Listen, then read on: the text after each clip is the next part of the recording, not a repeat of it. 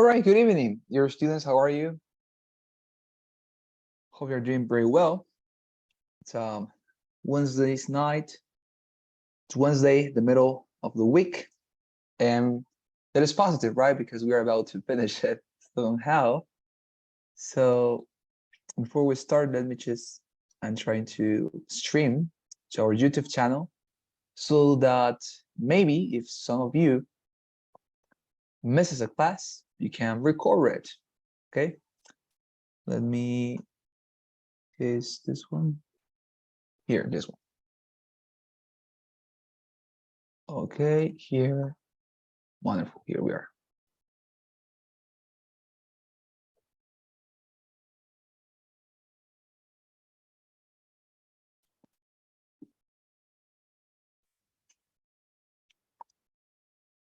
Just a second. It's about to start. Okay, wonderful. So I was saying, thank you very much for being here with me tonight. As to remind, yesterday we were having an excursus on the reading section. We have seen until this point.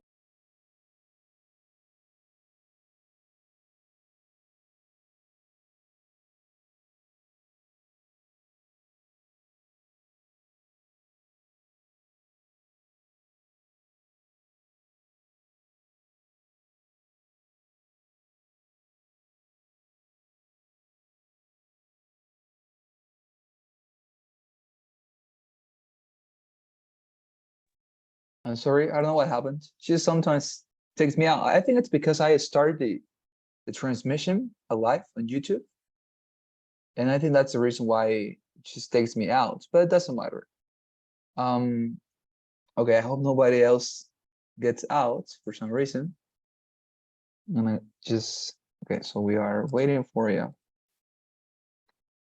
Okay, I'm going to write down here this and also here. Okay, so we are waiting for you. Wonderful. So as I was saying, we had an excursus yesterday, okay, we had an excursus on the reading section. And to this point, we have already seen and studied not just what is the reading section, but we have also seen, for example, what are the general aspects of the reading section. We have seen what is the strategy or the approach that I recommend you to take when being confronted with the reading section. I have also offered you an excursus and a study on the first type of question in this TOEFL exam, that is to say the first type of question for the reading section, and also the second type of question for the reading section. Hemos visto la introducción, aspectos generales, primera pregunta, segunda pregunta, el método que hay que seguir, everything we have already seen. And now we're going to continue with that presentation because there are still 7 types of questions for the reading section that we have to learn. Todavía hay 7 tipos de preguntas que aprender. So let's begin, okay? It's going to be very easy. So I'm going to share my screen with you, okay? And you're going to be able to see what I see, and then we are going to start. Okay, this is not our presentation. Let's get into again. And here we are. Oh no, this is actually the speaking one. Okay, again. This is the one, okay, the reading. So, as I was saying, yesterday we have seen until the question number 2, that is to say the second type of question. And today we are going to continue with the third one, okay? And from there on, de ahí en adelante, vamos a seguir, okay? So let's see this. Accompany me, please. Don't forget to have your cameras on also, by the way. And let's begin. So it says in reference questions, because by the way, the third type of question in the TOEFL exam is called the reference question. In reference questions, you will be asked to respond, what does in a specific word refer to in its context? They could be, for example, subject pronouns like it or they. It could be demonstrative pronouns, that's for example, these, those, these, that. Or it could be possessive adjectives as it's or there, or other reference words, the former, the latter, one, ones, another, other, others. This is a very similar type of question to the first one. You remind the vocabulary question, but in this case, they are not going to ask you about the meaning of a, let's say, information word. You remember when we talked about the the type of words that there exist. We talked about the information words, and we talked about, I think it was the instruction words. That is to say, the information words are those words conveying ideas, right? Hay palabras que se llaman palabras de información, y esas palabras expresan ideas. Nevertheless, some words, as these ones, for example, they pronounce like these, those, these, that, those words, they don't express ideas, right? Esos no expresan ideas, sino que como tal expresan simplemente o nos ayudan a escribir con sentido las palabras, es decir, nos ayudan a unir, to unify our writing or reading, our speaking, everything. But these words, they don't have a meaning in itself. That is to say, they don't represent anything, okay? But in this case, the TOEFL exam is going to ask from us to understand and to determine what is the meaning of that word in the particular context it is. That is to say, one of these type of words, subjects, pronouns, adjectives, and stuff like this, okay? So let's see an example and you're going to understand way better, of course. We were talking about that on the right side of my screen, you're always going to see the reading passage, that as it is the case in this time. And also on the left side, you're going to watch or you're going to see what's the question and also the responses, okay? The possible responses for this type of question. Now, let's read together, please, the reading passage, and then we're going to see the question so that you can understand how to approach it, how to identify it, and everything. Let's begin. It says, economic contact between Native Americans and Europeans can be traced back to the English and French fishermen off the coast of Canada in the 1500s. They, okay, notice that it is highlighted, right? They traded guns and other weapons for beaver fur. Their first explorers to trade with the Native Americans were Giovanni de Verrazano and Jacques Cartier in the 1520s and 1530s. Okay, we're going to read into that point because the rest is unnecessary for us to understand the question. Okay, so what we have seen is this little portion of a reading passage, and the thing that the question asks us to respond, as you can see, is the following. The word they, it says the question, in paragraph 3 refers to, and then we have some options. As you can see, the word they here, as it was the case for the first type of question, is highlighted. The question is highlighted. La palabra que la pregunta quiere que ustedes respondan. ¿Qué es lo que significa en el contexto? Está subrayada. And that is going to be the case in the exam. Va a pasar lo mismo en el examen. Okay, so get used to it. You're going to have that help, let us say. So that is the point, okay? So what does the word they refers to in its context? It could be English and French fishermen. It could be beavers. It could be Europeans. It could be traits and characteristics, okay? Those are the possible answers. So before we respond to it, let us, of course, get some recommendations for these reference questions. So as your word, in this case, they, right, will be highlighted, you must read one or two previous sentences to find the context and the reasoning train, which is commonly named or understood as the idea of the portion, okay? For example, what we did in this case, what was it? We read just the first two previous sentences to the word they, right? And one more, just in case that we were maybe losing something, we also read the following sentence after the word they. Leímos dos sentencias atrás de la palabra they y una hacia adelante. Why is this important? I recommend you to do this because if you read the entire passage that is being referred to find your question, al que se refiere en donde está su palabra, en este caso they, if you read the entire paragraph, what is going to happen? Maybe if you read the entire paragraph, you're going to concentrate in useless and unnecessary information when responding to this question that specifically asks you to respond about the meaning of that word. Quizás se van a perder en otra información porque la pregunta no les está cuestionando sobre todo lo que dice la porción. Les está cuestionando sobre esa palabra en específico. So what you have to do is simply, you have to, as I said, read two previous sentences and one following the word. Dos sentencias previas, una siguiente. Haciendo eso, you're going to be able to understand the meaning of the word. Second, don't let yourself to be deceived by words effectively belonging to a paragraph. That is to say, the possible answers, right? Your aim isn't going to make connections among isolated words, but with an entire idea or reasoning train. What do I mean by this? That in order to understand the real meaning of this word, you have to understand the reasoning train, el tren de razonamiento. What do I mean by this? That as you can notice, every single time an author writes something, he has some sort of idea that he's trying to develop in some steps, right? In a process. El autor tiene una idea que desenvuelve en un proceso, por pasos, poco a poco. Nevertheless, okay, if you somehow pay attention to specific details that are not part of the reasoning train, if you distract yourself in any other thing that is not the reasoning train, you are going to get lost.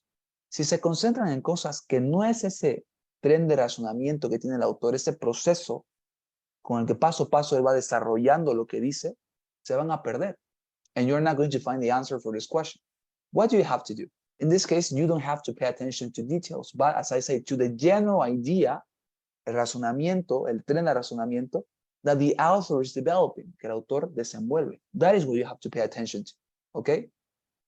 In this case, for example, what is the reasoning train in this case? If you read again what we read, it is that there was some sort of economic interchange between Native Americans and Europeans, right? That is the idea. That is the first idea that we are receiving. That is the beginning. Now, let's see how does the author continue. He says, this contact, this interchange can be traced back to the English and French fishermen. Okay, he's continuing. He first mentioned that there was a contact between Native American and Europeans in general. He's mentioning what? An entire race, una raza entera, with a different race, con una raza distinta. And there was an interchange, a contact between these two races, Indians and Europeans, dos razas, indios y europeos. So, how does he continue? ¿Cómo continúa? He says that this interchange or this connection or this contact can be traced back to the English and French fishermen off the coast of Canada. Ahora está siendo más específico. He's specifying, okay, the author is specifying what type of Europeans were the ones trading or having this contact with the Native Americans. Está especificando qué europeos, qué tipo de europeos tuvieron el contacto con los indios. And he says they were French and English fishermen. He later continues and says the place where this took, the location, let's say, the location where this took place was Canada. When? In the 1500s. Él menciona la fecha, cuándo fue, y el lugar. That is the last step. And until, or excuse me, after that, we have the word at that point.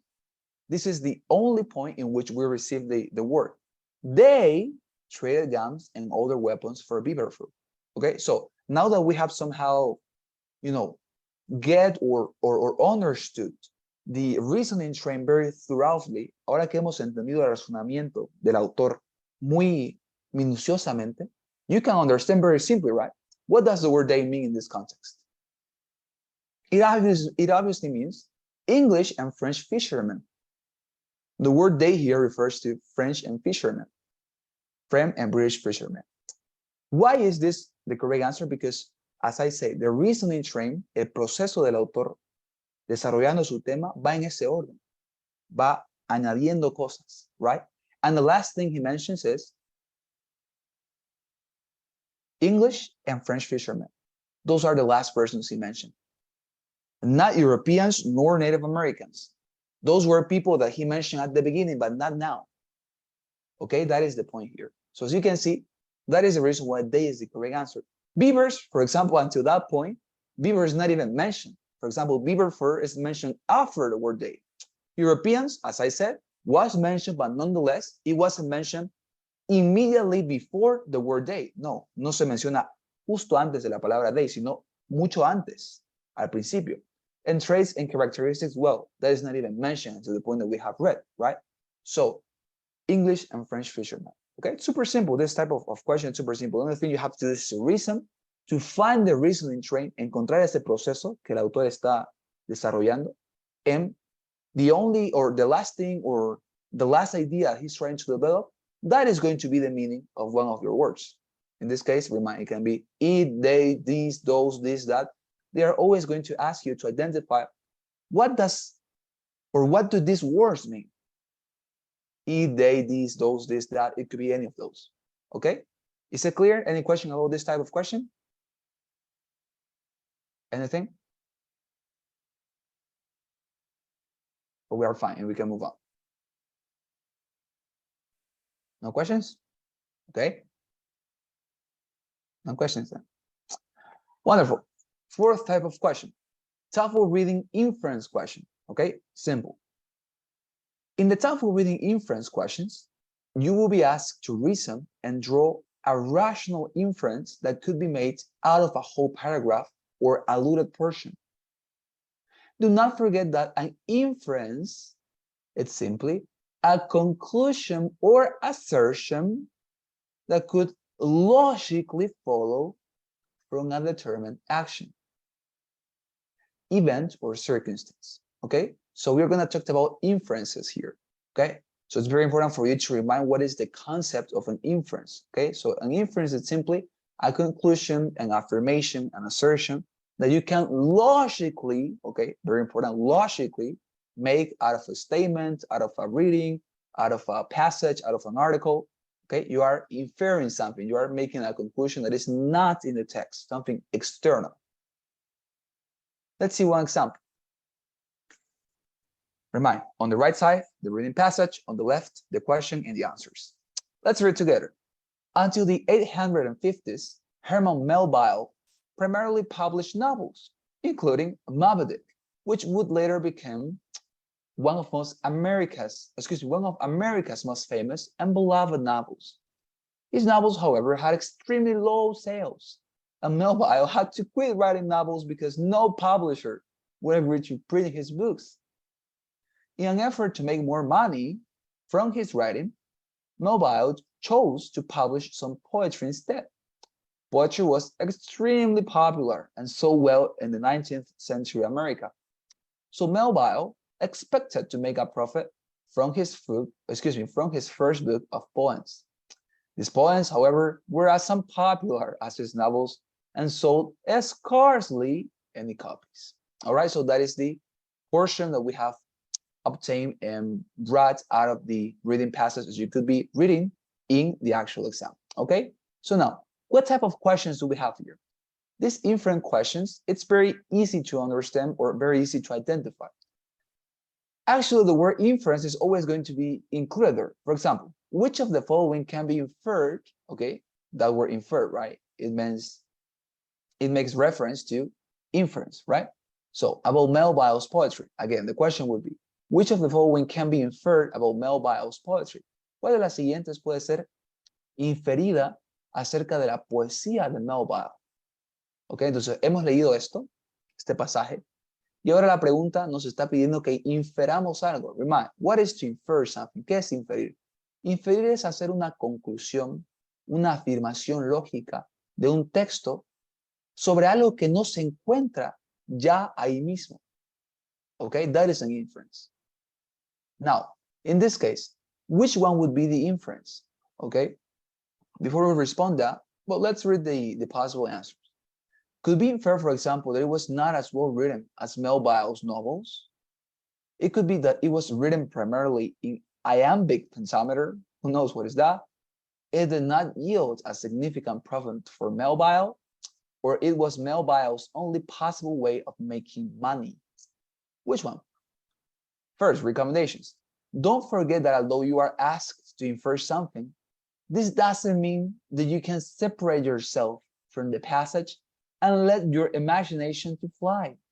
You must infer, yes, but you must do it only with the information provided in the passage. Let me explain this.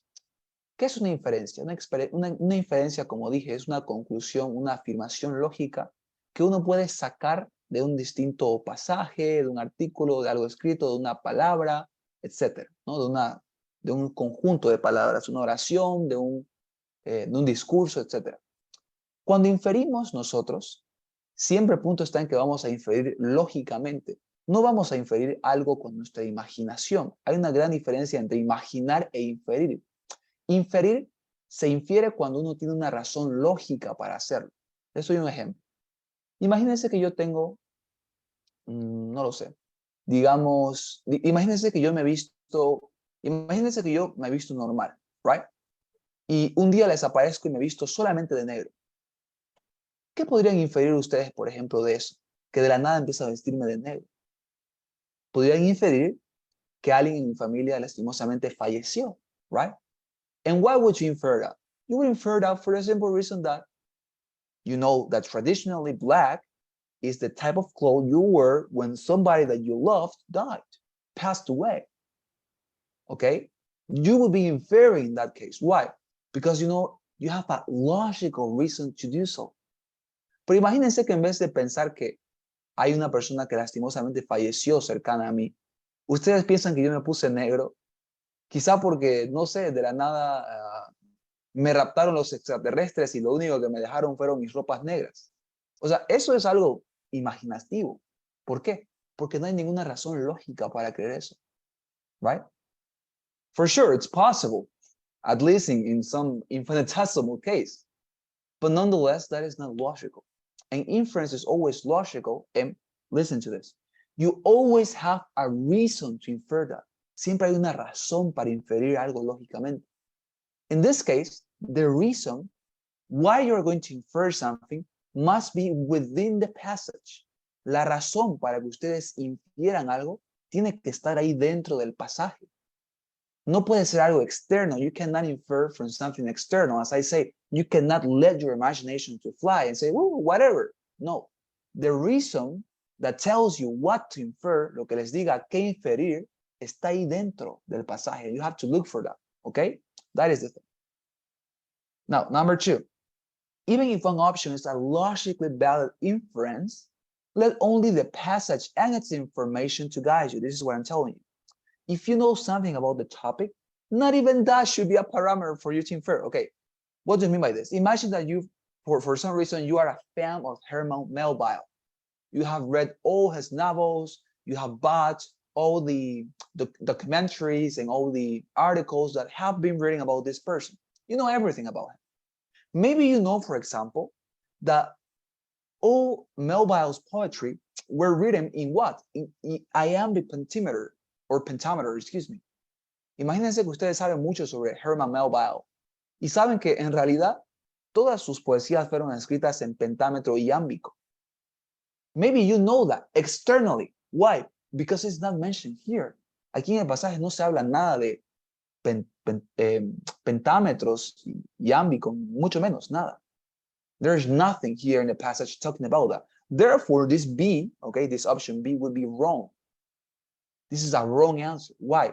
Because maybe it's true. Yeah, maybe it's true that yes, indeed, Herman Melville wrote all his novels in iambic pentameter. Cool. If you know that, cool. But nonetheless, that is not the correct answer. Why? Because remember, you are making an inference of what? Of the text. You're making an inference of the passage, de lo que tenemos acá, de este pasaje, de ahí hay que inferir. Y no de cualquier cosa, sino de lo que el pasaje mismo nos sugiera, what the passage itself suggests us to infer.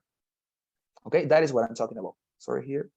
So, if you know something about the topic, not even that should be a parameter for you to infer. The only thing that should guide you what to infer is the same passage. You have to look for something suggesting you. Siempre le sugiere algo, ¿no? Una lectura siempre sugiere cosas. Entonces, si la lectura le sugiere algo, eso pueden inferir. You can infer that, what the lecture or what the reading passage, excuse me, suggests you. That is what you can infer. For example, in this case, number or option A, could this be the right answer? No, it was not as well written as Melville novel. No, this could not be the inference. Why? Because there is nothing in the passage or within the passage that tells you that the quality of Melville's writing declined in his poetry.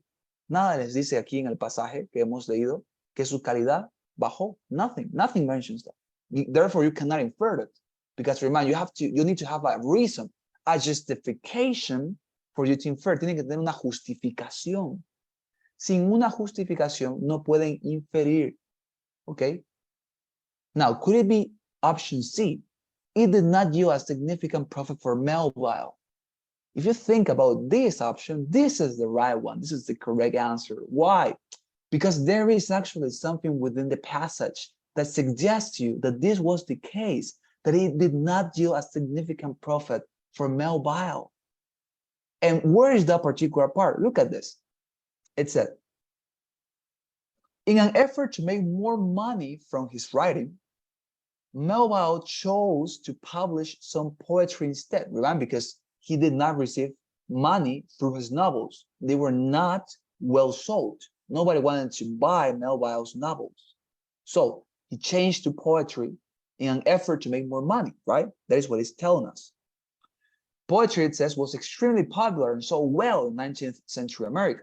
So Melville expected to do what? To make a profit from his first book of poems. Okay? Él quería hacer dinero de su poesía. These poems, however, and this is the point, were as unpopular as his novels, and this is the important part, sold scarcely any copies. So think about it. If the reading passage is telling you that when he wrote novels, nobody wanted to buy them, and he didn't sell anything, and therefore he needed to move on to poetry to get more money, what is the suggestion here? That if he did not manage to sell his poetry, si no consiguió vender ni siquiera la poesía, then he didn't receive significant profit, of course, by logic reasons. Okay? So as you can see, what I'm doing here is to reason through the information that is mentioned within the passage and not imagining nothing. Because if I were imagining things, I would be choosing the option B. Maybe I want to imagine that, yeah, indeed, Melville wrote his poetry in iambic pentameter. That would be imaginating. But inferring is to reason and to know and to identify what the reading passage suggests. That is the point. All right? Any question about this? Any? Is there anything?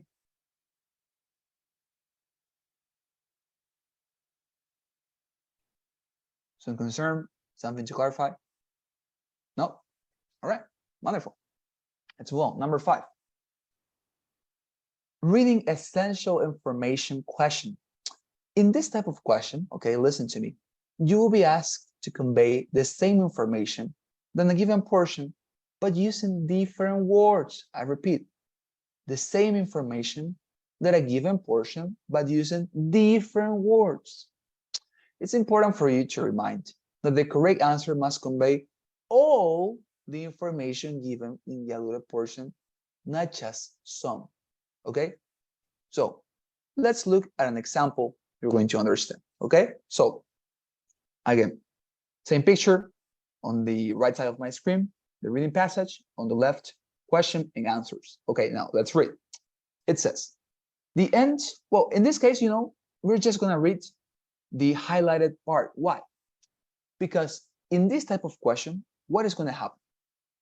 You're going to have, again, a highlighted sentence, or maybe 2 sentences, or maybe 3 sentences, and your objective is very simple.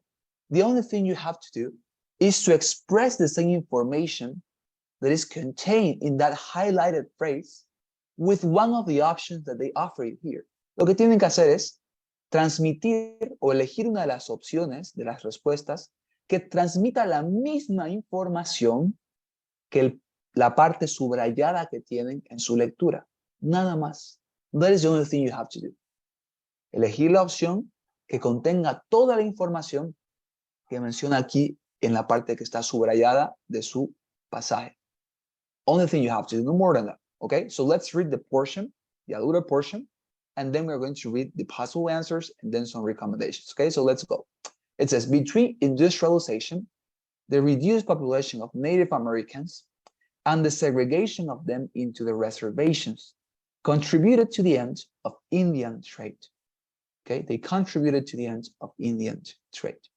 That will be the highlighted sentence. And look at the question. It says, the sentence in paragraph 6, between industrialization, the reduced population of Native Americans and the segregation of them into the reservations contributed to the end of Indian trade. The same sentence that is highlighted within the passage is already there. And the question is, the sentence we have read is most similar to, es más parecida a, and as I told you, we're going to have 4 options, and all of them are going to probably convey a little bit of true information, a little bit of real information mentioned in the passage, but not all. And that is your objective, to find the option that contains all the information contained in the highlighted sentence. La respuesta que tienen que hallar es la que tenga toda la información mencionada en la frase que está subrayada. Si le falta algo, alguna respuesta, está mal. Tiene que tenerlo todo. And I'm not saying with the same words, by the way. It's not the case, of course, that they are going to be pasting this to the possible answers, to the choices. Of course not. What is going to happen is that they are going to use other words to express the same information, right? Let's see. Recommendations. Remember that all the options in this type of question will probably convey accurate information, as I was telling you. Therefore, do not let yourself to be convinced too quickly. The correct answer will not omit any information of the portion, nor will it pay too much attention to a single element and misrepresenting others.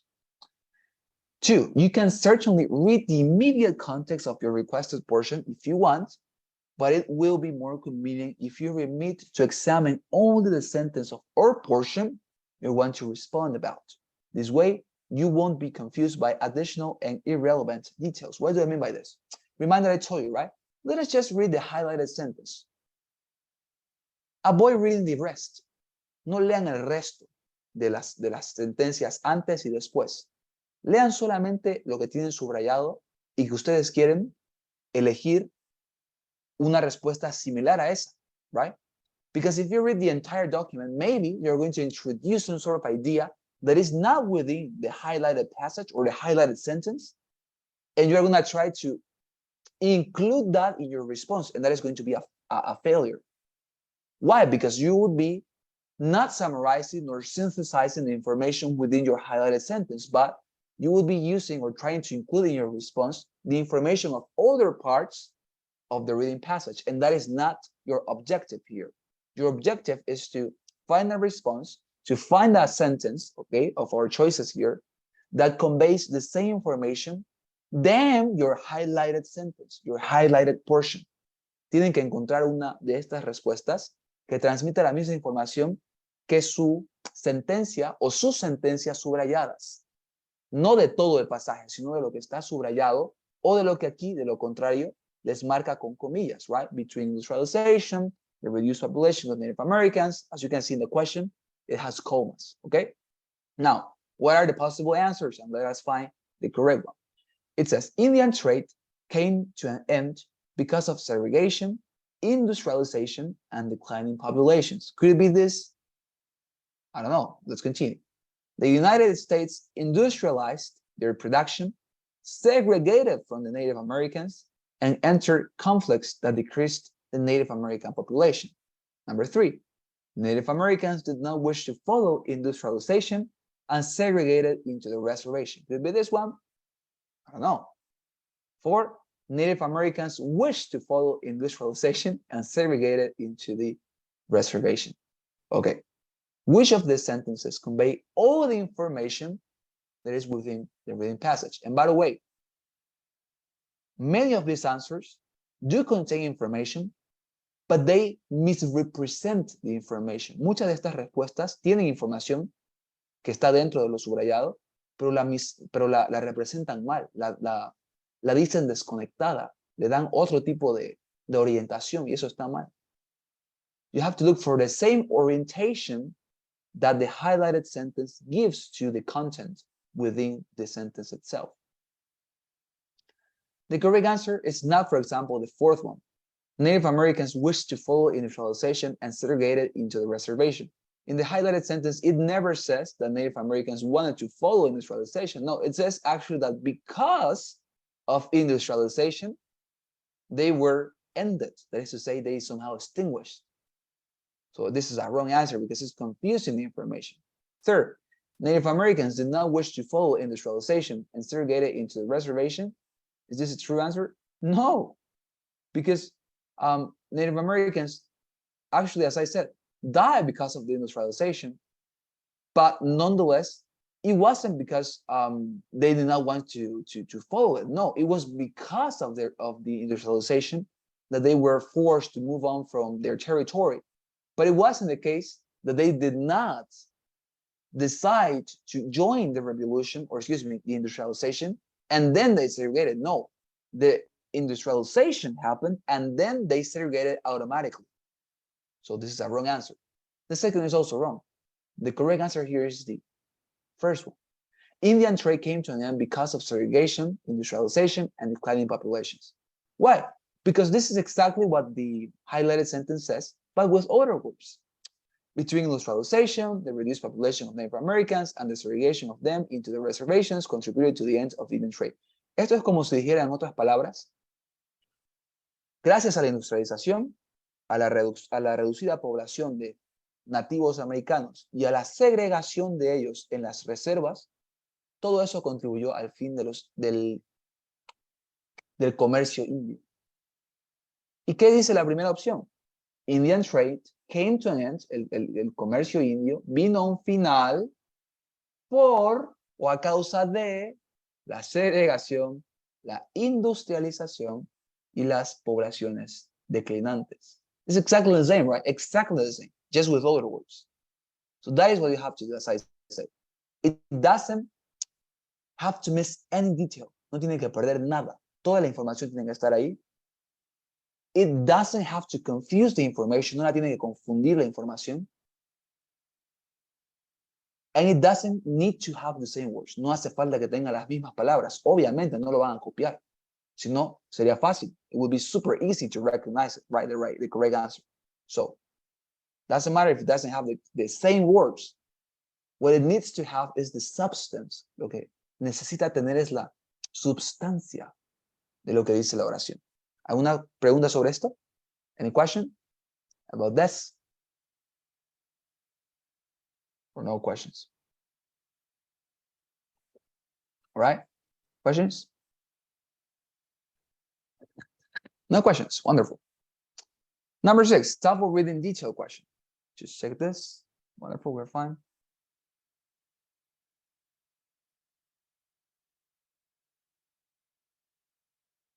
TOEFL reading detail question. The TOEFL detail information questions ask you about information stated in a small part of the passage. It only asks, what does the passage say? The correct answer does not necessarily have to be written in the exact way as it is in the paragraph, but it will contain exactly the same information.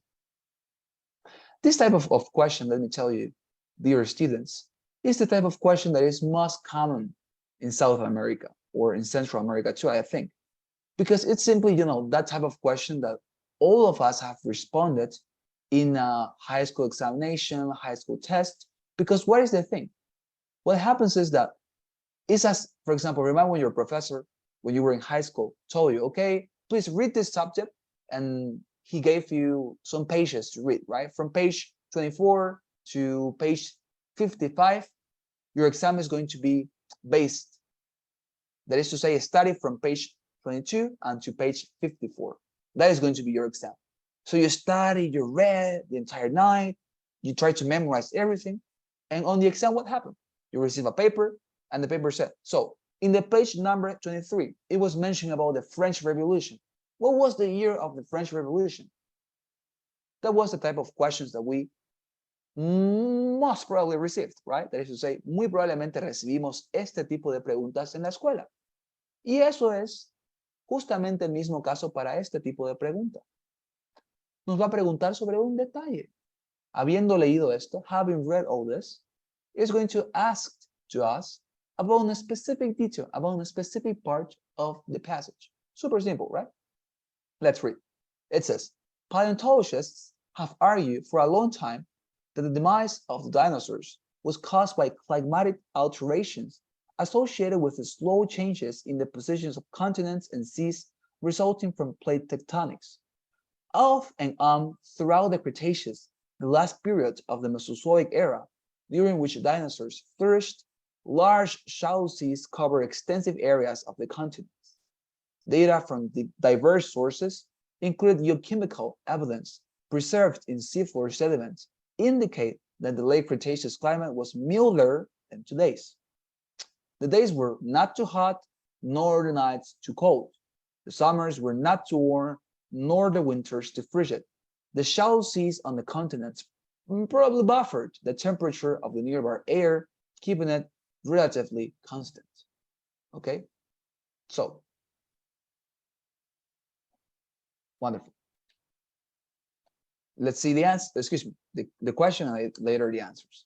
What is the question here? The question would be, according to paragraph 1, which of the following is true of the late Cretaceous climate? As you can see, normal type of question for every single exam in South America and Central America, something about a specific part of what you have already read. Now, let's see the possible answers. Summers were very warm and winters were very cold. Shallow seas on the continents caused frequent temperature changes.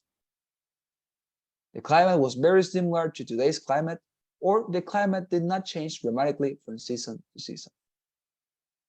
Recommendations. The only thing you must do here is to read all the necessary parts of the paragraph to find the answer. It could be in the entire passage or just the relevant portion. Once you found the portion, remind that the correct answer will express the same information. Maybe the words, again, as it was the case for the last type of question, will be different, but the content must be equal. That is to say, obviously, for obvious reasons, they are not going to paste here the exact same phrasing or wording of the sentences in which the information you need to respond about is located. No van a poner la misma palabra o la misma sentencia y copiarla allí para que ustedes se acuerden, ah, sí es esto, y facilingo, ¿no? You respond. So, obviously, that is not going to be the case. So maybe the words are going to be different, the wording, the phrasing, el parafraseo distinto, pero tiene que ser la misma información que el pasaje les da sobre el tema específico o el detalle. That's the reason why these are detailed questions. O el detalle les dice, tiene que ser igual, la misma información, okay? Now, wrong answers will typically try to confuse you by linking some ideas found in a passage erroneously. False answers will also use some correct vocabulary from the passage, but they will not actually respond to the question or will direct it to an entire irrelevant end. Okay? So, reminder, possible answers, I'm going to try to confuse you, okay, by proposing you false information, by misrepresenting the information, by giving it false and erroneous and not true significance. So you have to be super careful, okay? Super careful, precautious. Tienen que ser precavidos. So, which one is the correct answer here? The correct answer here is the last one. The climate did not change dramatically from season to season. How do you know that? Well, because that is exactly what the reading passage says. If you read, it said, the days in the late Cretaceous climate, how were they? They were not too warm, nor the winters too frigid. And it actually says that the shallow seas imitated the same temperatures, keeping it relatively constant. Okay? So what is the point here? That the climate did not change dramatically from season to season. If it is telling you the days were not too warm, nights too cold, okay? The nights were not too cold, okay? In the winter, in the summer, that they did not change that much. They were not too high nor too low. Then what do you understand? That they did not change dramatically. Of course, it's the same with other words. Okay, es lo mismo pero con otras palabras. Que el verano no era muy caliente, ni el invierno era muy frío.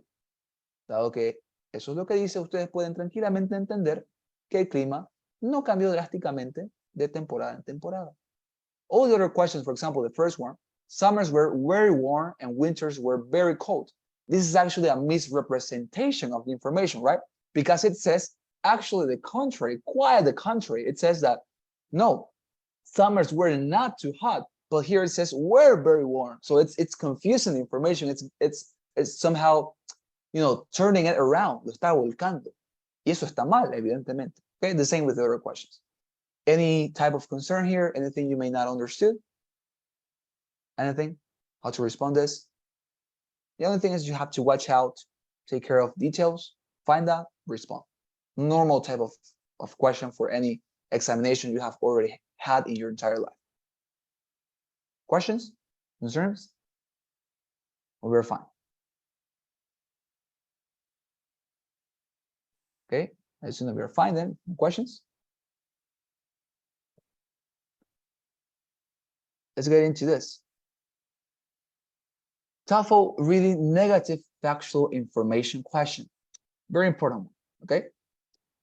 This type of question will ask you to identify something that is not textually stated in the passage. In order to complete this task appropriately, you must read the entire portion you are required to, and to pay attention to all details. Okay, to pay attention to all details. Let's read and you're going to understand. So it says, dissatisfaction with conventional explanations for dinosaurs' extinctions led to a surprising observation that, in turn, has suggested a new hypothesis.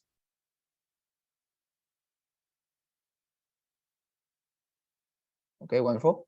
Many plants and animals disappear abruptly from the fossil record as one moves from layers of rock, documenting the end of the Cretaceous up into rocks representing the beginning of the Cenozoic, the era after the Mesozoic. Between the last layer of Cretaceous rock and the first layer of Cenozoic rock, there is often a thin layer of clay. Scientists felt that they could get an idea of how long the extinctions took by determining how long it took to deposit this 1 centimeter of clay, and they thought they could determine the time it took to deposit the clay by determining the amount of element iridium it contained. Wonderful. That is the reading passage. Now, let's get into the question. It says in paragraph 4, all the following questions are answered except, why is there a layer of clay between the rocks of the Cretaceous and Cenozoic?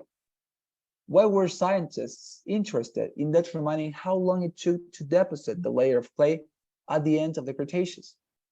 What was the effect of the surprising observations scientists made? Why did scientists want more information about the dinosaur extinction at the end of the Cretaceous? Okay.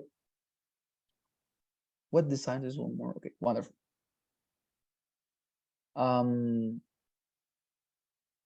So this is the point, right?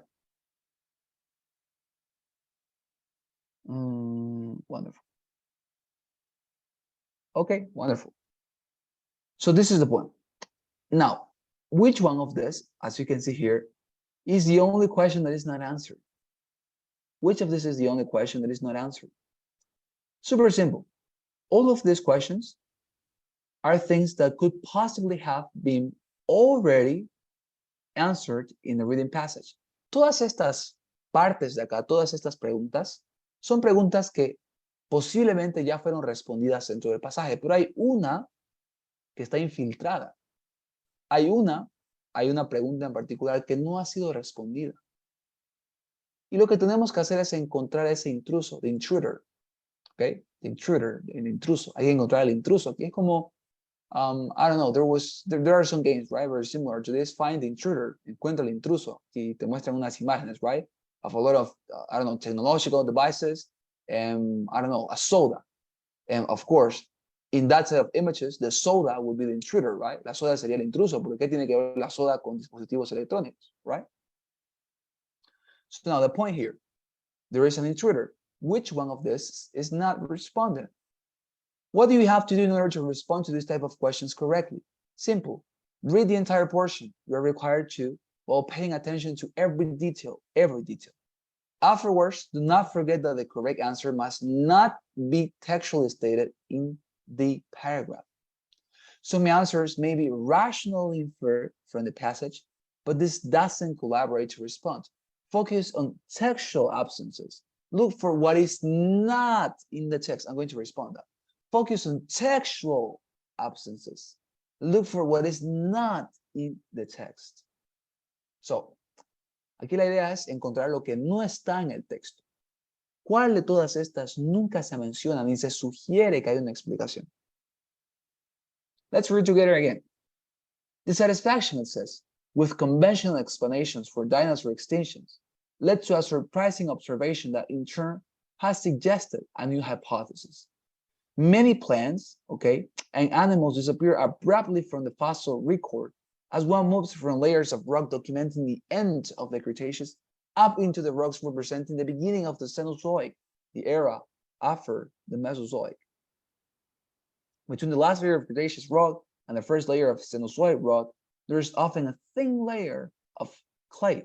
Scientists felt that they could get an idea of how long the extinctions took by determining how long it took to deposit this 1 centimeter of clay. And they thought they could determine the time it took to deposit the clay by determining the amount of element iridium it contained. So, for example, why is there a layer of clay between the rocks of the Cretaceous and Cenozoic? Is this answer? I don't know.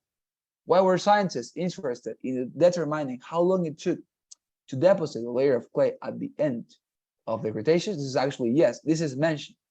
So this is not the correct answer because it mentions here that the reason they were interested in determining how long it took to deposit a layer of clay was because they thought at the end of the passage, that is what it says, they were interested or they thought that by knowing that they could know where is it or when was it or until what point the extinctions took place.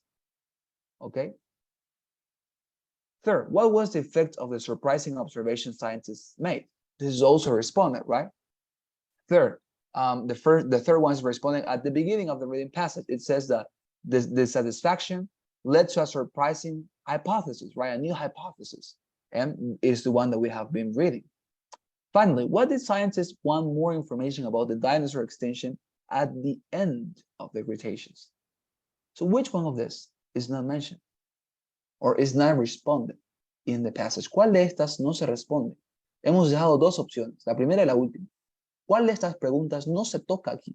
No se habla, se la toma por sentado, digámoslo así. Se la toma por sentado, no se menciona, ni siquiera se hace el esfuerzo de hablar de eso. ¿Cuál? Tell me.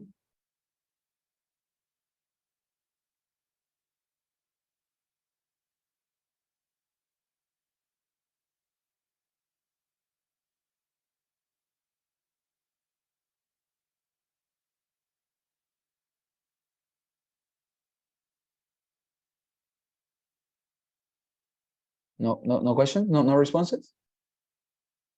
Nobody is a volunteer? The last one, I think. Which one? Excuse me? Okay. The first one, I think you said, right? The first one? All right. Who else may I have a suggestion?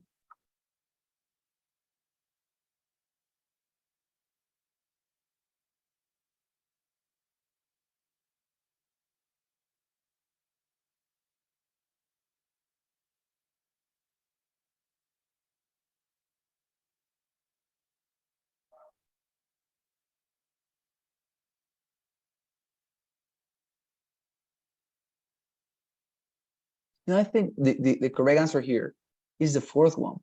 Why did scientists want more information about the dinosaur extinction at the end of the Cretaceous? So here, what is the point? That the entire reading passage mentions and mentions over and over again that they are disgusted, that they did not have the correct theory, the correct hypothesis. So they made a new hypothesis in order to discover and to talk about how is it or for how long the extinctions took place. It talks about a new method of discovering that time. It talks about iridium, this layer of clay, etc. But it never says why. Why are they interested in this? It never says that. If you find, I mean, there's nothing suggesting why are they so interested in dinosaurs at that particular period. Everything is talking about, yeah, we are interested about knowing extinctions, dinosaurs in this period. We want to investigate layers of clay. But why? It never mentions that, right? There is no a reason. There is not an explanation. So this would be something that is not responded. The first one, it is responded somehow, although very, very much, let's say, very much thoroughly, muy minuciosamente se lo como que lo sugiere, que porque hay una, digámoslo así, una capa de clay, ¿no? Que es como un material así duro. ¿Por qué hay esa capita ahí entre las rocas del Cretáceo y el Cenozoico? Como que te sugiere que es porque los dinosaurios justamente se extinguieron, ¿no? Es decir, es el rastro que ellos dejaron de su extinción. Te lo sugiere muy minuciosamente, muy por abajo, pero lo sugiere. En cambio, la última, nada. Nothing mentions. Why are they interested? Maybe they were, I don't know, trying to find some sort of explanation of why did they get extincted. Maybe they are trying to find any cure and they want to bring dinosaurs alive again, just as in Jurassic Park. I don't know, but they never mention it, right? So we cannot know it, and therefore this is the right answer. Why? Because it is not responded. All of this is mentioned, but that. Todo es mencionado, sino eso. Eso, la última no es mencionado. Okay? Any question about this? Any type of concern, commentary? Anything? Nothing? Okay, wonderful. So I'm going to stop the presentation here. That's been all for today. So please, I'm going to take the assistants, don't go. And now, as we do that, please help me with the daily poll, please. Okay? You know that if you feel it positively, you help me a lot, okay? So wonderful. I'm going to take the assistants, please listen to your name. Okay, wonderful. Here.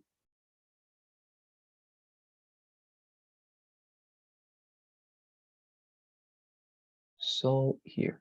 Okay, wonderful. Está aquí Claudia Patricia Guzmán. Yes, here.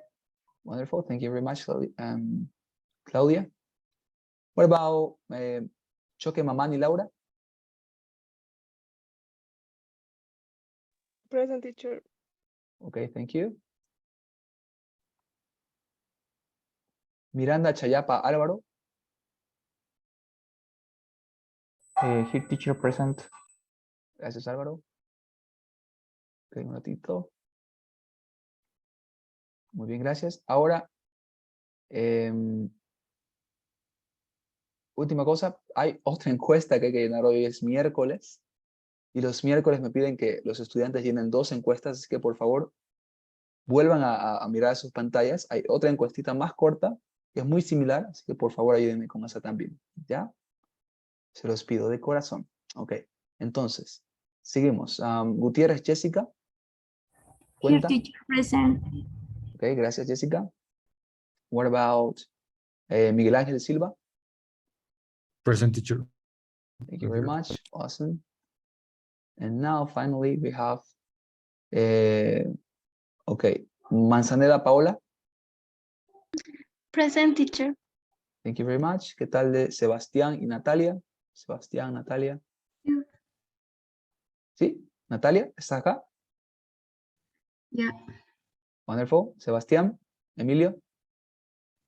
My brother had something. Okay, okay, no, don't worry. Okay, it's fine. I understand that. So it's okay. Okay, it's just okay. Wonderful. Okay, so thank you very much for your responses, your students. Tomorrow we are going to continue. Actually, tomorrow is just going to be 10 minutes of final explanation, and then we're going to practice. Okay, so tomorrow, please get a good rest, descansen bien, tomen agua, porque mañana vamos a leer mucho. Okay, así que voy a terminar de explicar esto en 10 minutos y luego vamos a leer y leer y leer y practicar. Okay, así que por favor, vénganse bien descansados, tomen agua y gracias, muchísimas gracias por su asistencia. Okay, que tengan una muy buena noche. Bye bye. Bye, teacher. Thank you. Bye bye. Thank you very much.